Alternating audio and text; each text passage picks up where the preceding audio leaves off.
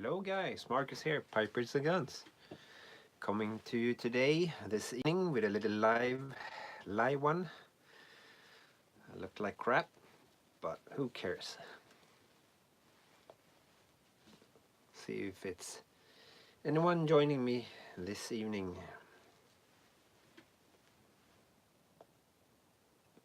Smoking some Daniel Naver rolls in my own mess.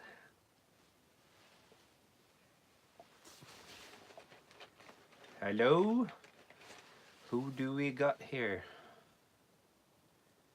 Hi there, Rich Smokes.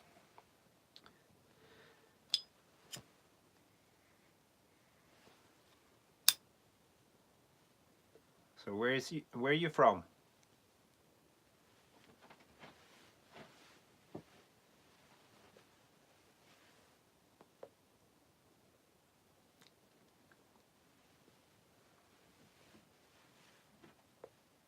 I hope you had a pleasant Christmas. South Wales, UK. Cool.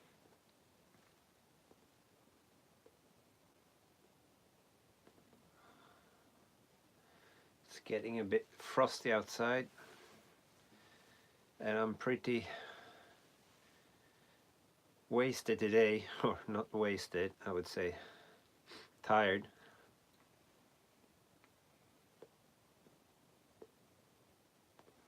Been working on the attic, putting some floorboards down, creating a little better space for storing stuff.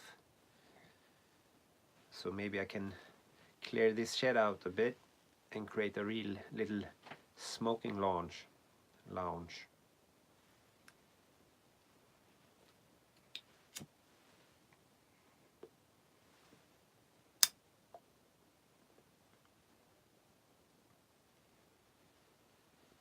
Yeah,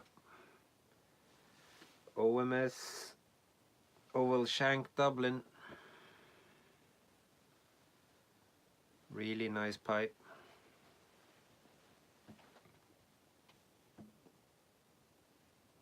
I will have to get the bent Oval Shank Dublin as well.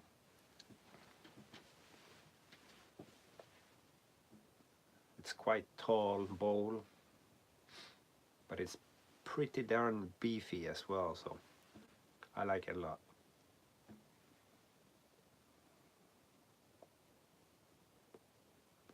I wonder where Mark is. He should join, I think, maybe. If he's not watching TV.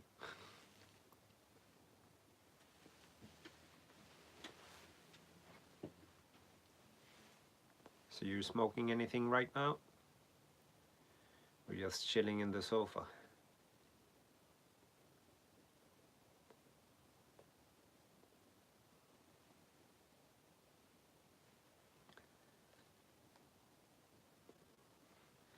So I have a little plan for my next video that I will probably make tomorrow or Sunday.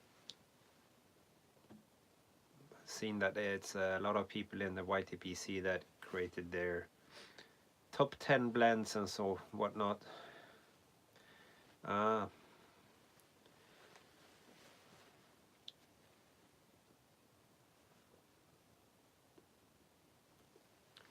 So because of that, I don't think I will be making a top 10 backos of 2018. For me, maybe a bit top 5, and then also show off what, you know, pipe related stuff I have accumulated this year, because I only smoked, you know, it's not a year yet. So I started a YouTube channel in February, and well, I got me some pipes, 11 or 12 of them, I think, and some backos. So maybe I will put that on the kitchen table, and then, you know, talk some of the pipes I got, talk about the pipes, which are my favorite pipes, and also my top 5 maybe favorite tobacco of 2018. And hopefully I will try to make a GAW in February, which I will, you know, post mid January. I hope to make it a 1 year 300 sub anniversary GAW. I'm about 50 or so subscribers off. So we got someone more here. Who's there? Can't hide.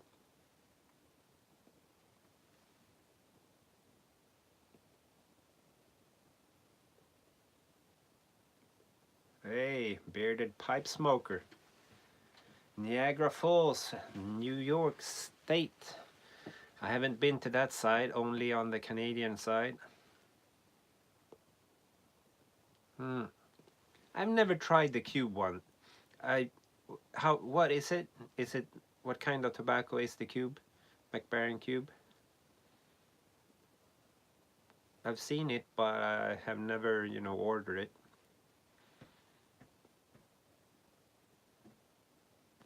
And I would say my favorite tobacco at the moment, it's still Plum Pudding from Seattle Pipe Club. Okay, it's an aromatic. What kind of taste, or what flavoring or topping, or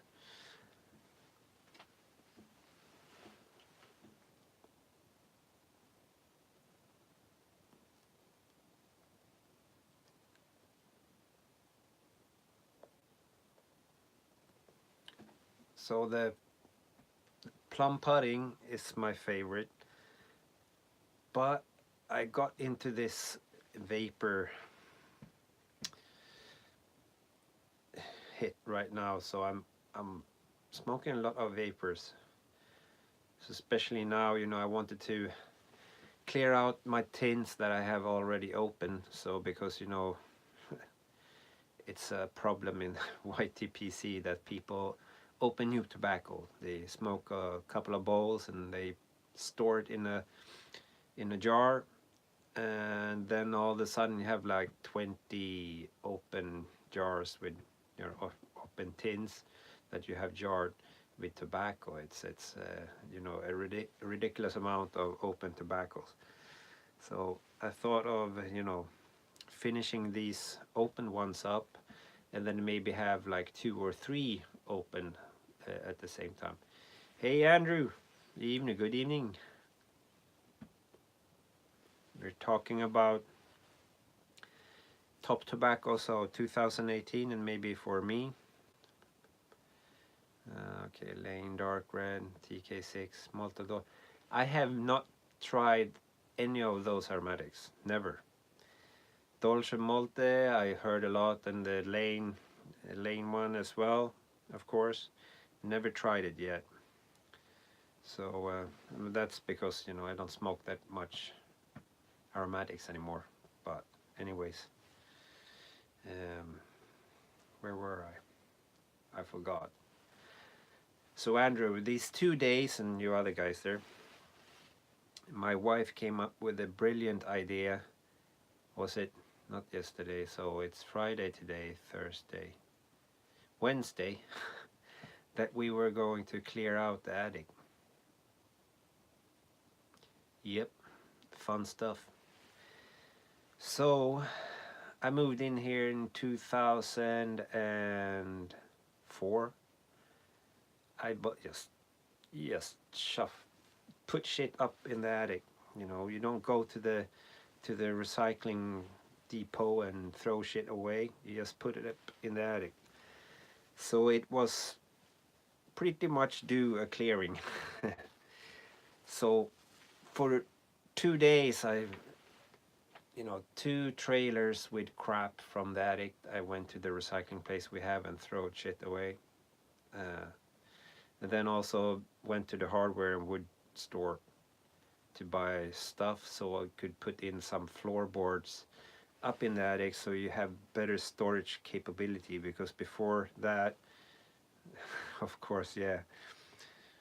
Before that, it was just, you know, insulation there, and you had a small walkways, so to speak. So you put stuff on the insulation, you know, but you can't put heavy stuff. And maybe a few spots here and there where you can actually put, you know, boxes and crap like that. So now I put up some floor there.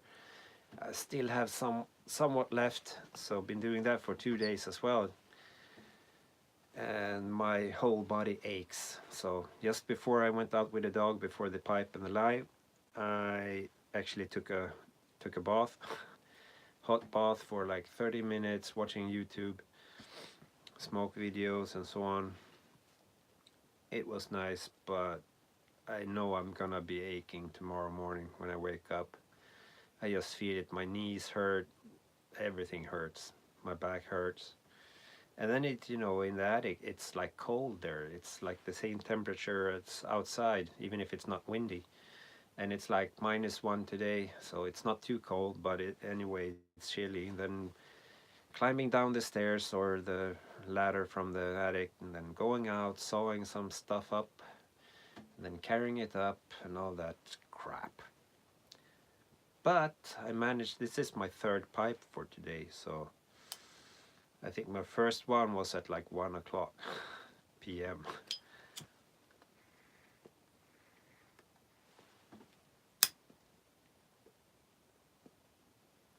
But otherwise, for favorite tobacco, I would say that, yeah, the plum pudding.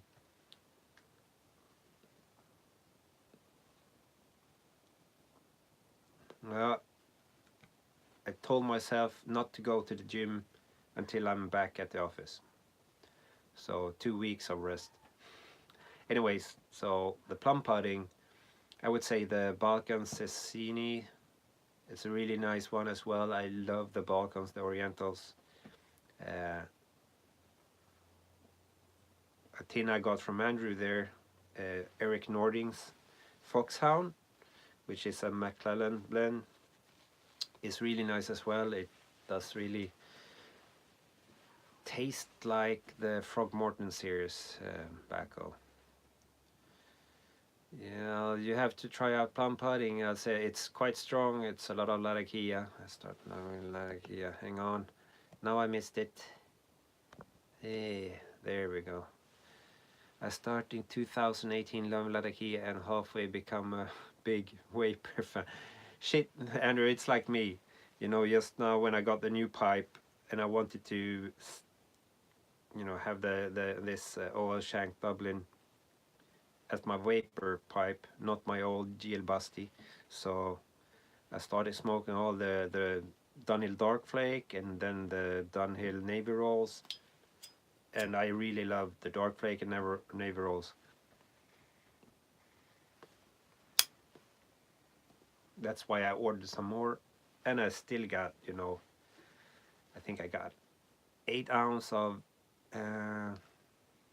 Peter Stockaby's Navy Deluxe Navy Flake, which is pretty much like Dark Flake, and also their Bullseye, which is more like the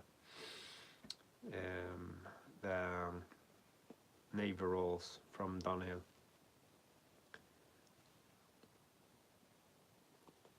But that, you know, I tried the Mississippi River Seattle Pipe Club as well, which is more, I think it's more Perique in it. Maybe it has some Latakia in it as well, but it's some mix in between. I need to try it up. I put the lid on that tin, and I also vacuum sealed it with my food saver. What is a vapor? A vapor is a Virginia Perique mixture or blend. So it basically has Virginia and Perique.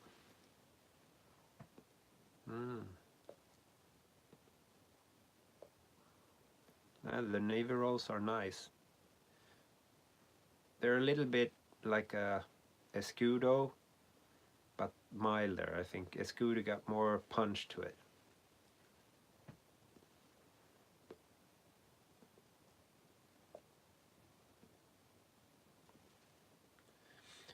But I will probably do the top 5 video and show off my pipes.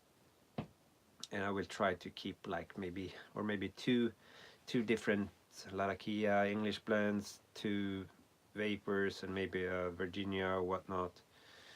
I still haven't tried out anything with Darkfire or Kentucky in it. I think I need to get hold of some of that and see if I like that. You know, it sounds like strong stuff, so I don't know.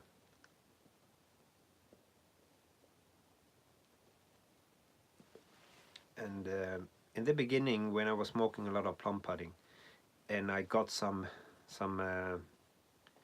samples from Frederick at the Swedish Pipe Smokers. He sent me some Peter Stokkebys, the ones I then later bought, and also Escudo and something more. And I got a bit put off of the vapors then, because I had Escudo one and it was like, I don't know, it was too strong or something. I got, you know, sick to my stomach like twice, I think, when I tried it.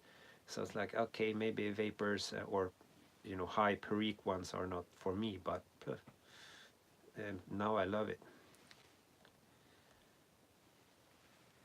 Yeah, that's right, Andrew. You've seen a lot of videos now with the top 10, you know, tobaccos of 2018.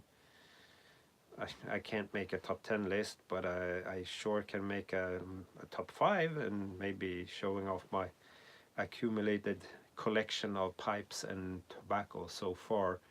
Even if I'm like 10 months in, so I haven't smoked a pipe for a year yet, so I still would love to have the cellar as many of you Americans have. I've heard Escudo is so much better with age. Yeah, I would say it mellows down with age, probably. I think actually the one I got, it was really good, you know, don't take me wrong, it was really good. And I think it was an old one, or 2015 or something like that. But it was just, I felt sick. But I'm sure if I try it out now, I would love it. Talking so much, my pipe goes off, you know.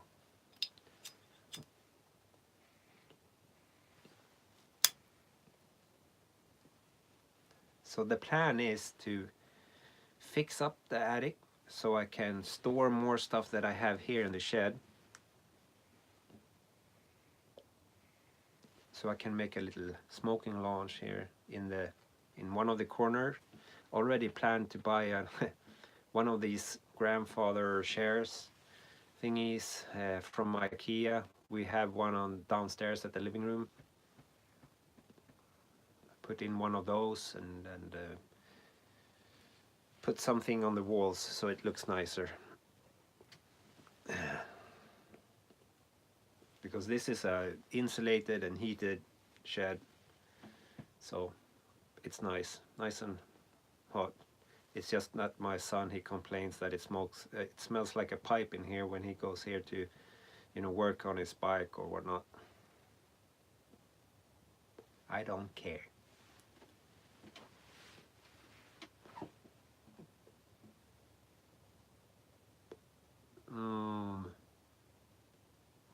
I actually don't have a corn cob. I've never owned a corn cob. I would say my favorite pipe,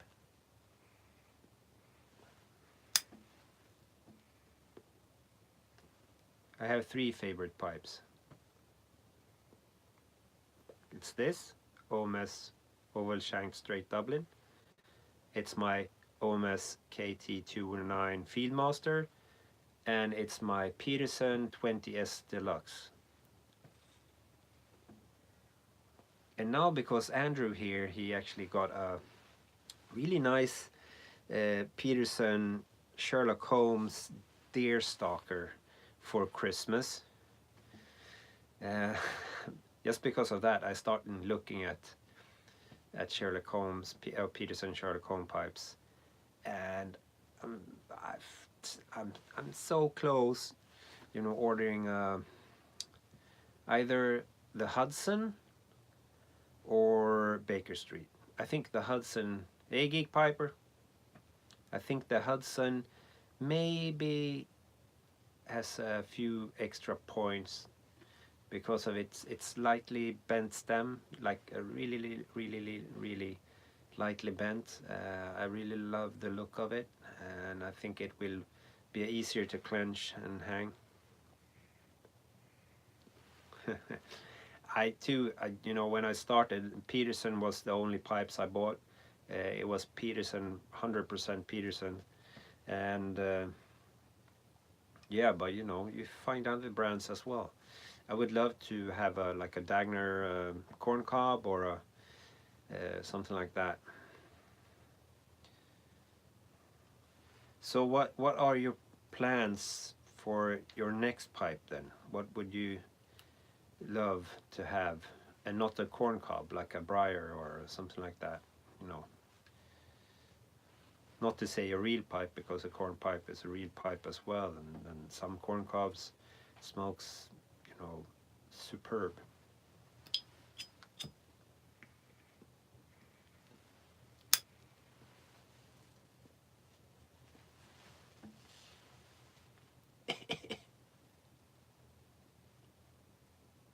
I have no idea how much battery I have left. We'll see. And now Ben, the old soul, aka Unicorn Piper, is going live as well. Hmm. I would love to have a like a like those ants pokers. I mean ants corn cobs. I know you had one, Andrew. I don't know the name on it, but I think it's Missouri Meerschaum corn cob, right?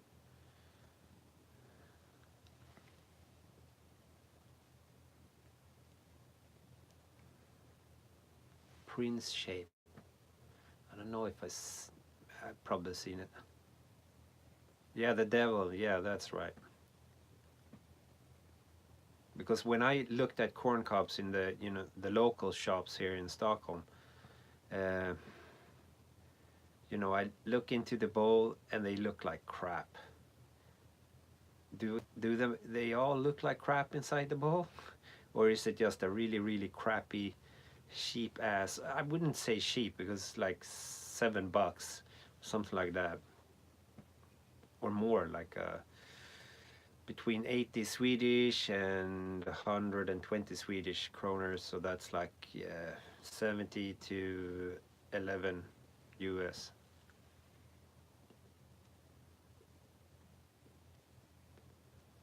They look so rough in some way, but I don't know. I haven't tried them out yet, so no idea how they, the more expensive corn cobs looks like. Oh, nice hairdo. Yeah, lovely.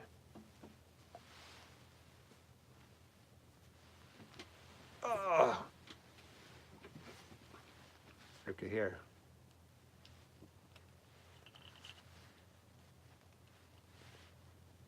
Hmm.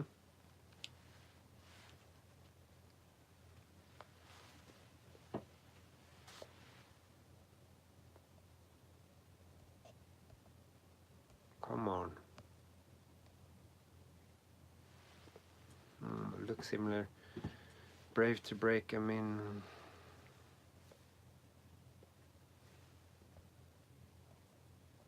I need to scroll here so I can see what you wrote. Stupid. There we go. 11 corn cobs. Shoot. I would say it's great. I would love to have like 4 of these, or so you can have one pipe dedicated to one specific tobacco.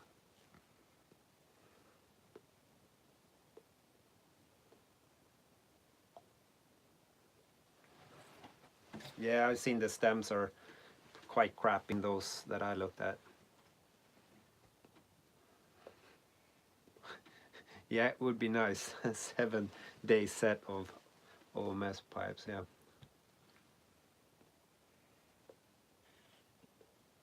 I guess I need to buy. I have 4 OMS pipes that I don't have I think so. So I have two pipes. So the Fieldmaster and this oval shank Dublin. Then you have the poker. Then you have the bent oval shank Dublin. Then you have the OG Dublin, which is like the Fieldmaster, but it's chunkier and it's a sitter. And then you have the ants, the devil ants, and you have a straight billiard. I don't know, they probably have more.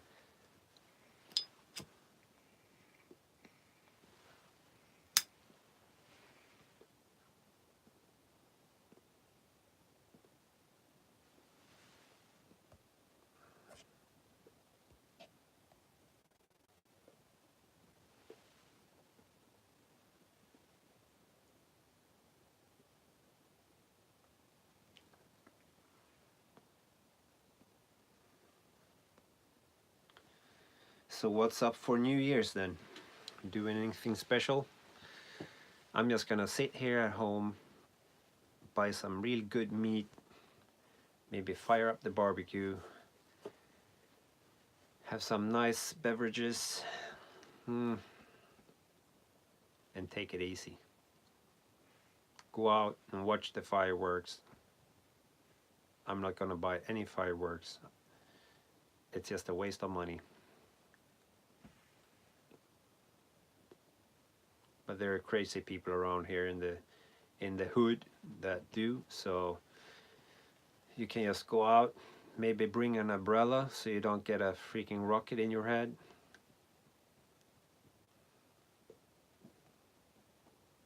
People have already started shooting out some rockets, you know, kids or whatnot.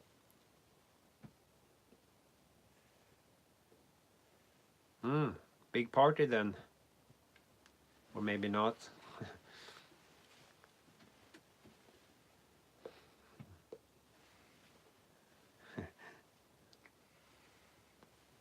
God damn it. I think I'm out.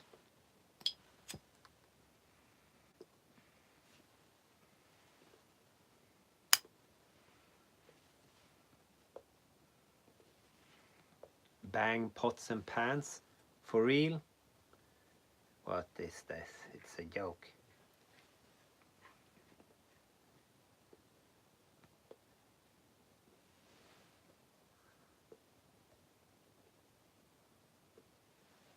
Oh, okay.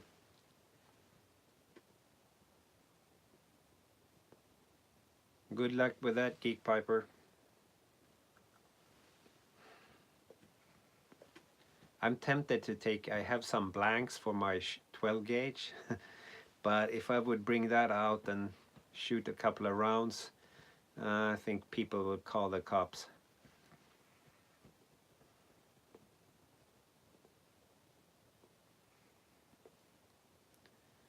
You have those blanks with like sparkles in them as well. Would be cool. I was a real freaking nut when I was a kid. You know, nowadays you cannot buy bangers anymore. But when I was a kid, you could buy these like 1 cent, 10 cent, and then I like a China puff, it was called, like a bigger one. So different kind of sizes of bangers, and they, you know, they were louder and so whatnot.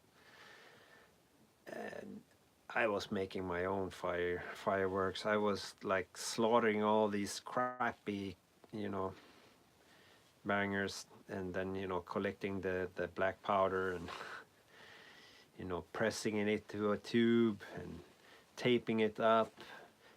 Put one of these sparkles, you know, I don't know what it is in English, you know, that spark, you light them and it sparkles. Instead of having a fuse, because if you made a real big one, you didn't want to be too close to it. Safety first, right? So then we would tape one of these sparkling lights to it, and then you had a small little fuse, so you could light the sparkle up, and you could walk like 200 meters before it went off. And you know, kids back then, yeah, we were up to no good. There were some mailboxes, they were flying everywhere. Forget I said that. I didn't do it. It was my friends.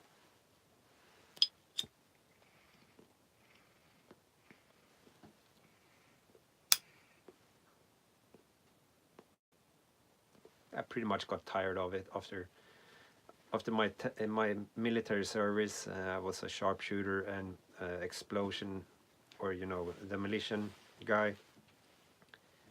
That was more fun. So everything after that, it's like boring.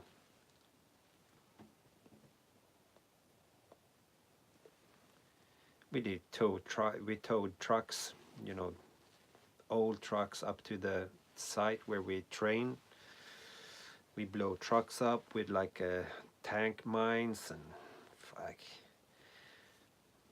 a lot of fun things. It was fun times.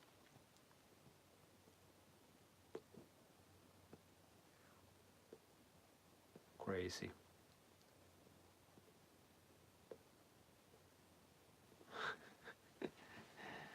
Yeah, we had this crazy lieutenant, like he was like equal to like maybe like a not a Navy SEAL but special forces and anything like that, but he was our explosion or demolition guy and sharpshooting guy, train us. He was telling stories when he did his military service, and they were going to train in blowing up, this, a whole road, or like where you have a railroad with on an embankment, and then you had these special bags. So it was like not suitcases, but bags, like duffel bags with trotyl or explosives in them. So you had these already made up bags that you just connected to each other, and you put them in the drain pipes that goes through this embankment, and you blow that shit up. And they had like a safety radius of, I don't know what it was, like 2 kilometers or something like that, like 2,000 or 3,000 meters. And he sneaked away from the group, and he was like 300 meters from the explosion.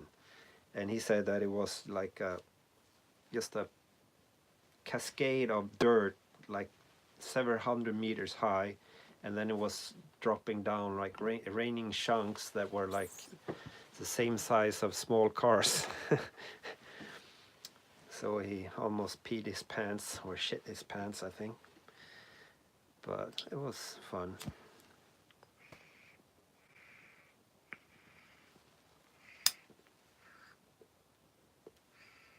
I'm definitely out of tobacco. Maybe I can find something in here. It's always the end of your smoke. I actually met that guy again once when I was working for as an on-site engineer for HP, not at HP. They asked us if they could send one guy down to Kosovo to the Swedish FN camp to repair 2 Designiets, and I was pretty willing to go there. So I didn't have to fly a Hercules down. They had like chartered like a Greek plane from a small military airport here, not long from where I live and far away from where I live. So it took like, I think it was like a 4-hour flight, or 2.5 or 3-hour flight, and then like a 1.5-hour drive from Tuzla in Kosovo to the Swedish camp. For like 2-hour repair, it took 2 days because I couldn't fly home directly. And of course I needed more spare parts, so I had to train the guys down there to repair the printer so I could ship the part that was needed down to them, instead of me flying down there again or staying there waiting for the part. It was fun, and I met him there. He was, what the f are you doing here? It's like, oh, what the F do you do here? What are you doing here? Oh, I'm working. Oh, of course you do. But yeah, I was just there to repair printers. But it was really, a cool trip.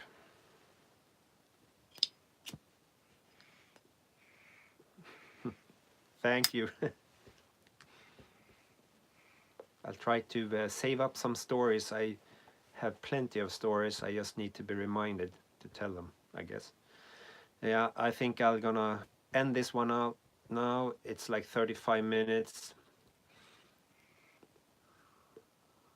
We'll try to do the video with a top 5 or top 6 review or best tobaccos and showing up some of my stuff. So tomorrow or maybe on Sunday. We'll see. We'll see. Yeah, have a nice one, you too, Andrew, and everyone else out there. I'll be awake for an hour or so more. I don't have a watch on me, but I guess it's like 11:15 here. Have a nice one, guys. Take care. Don't do anything stupid.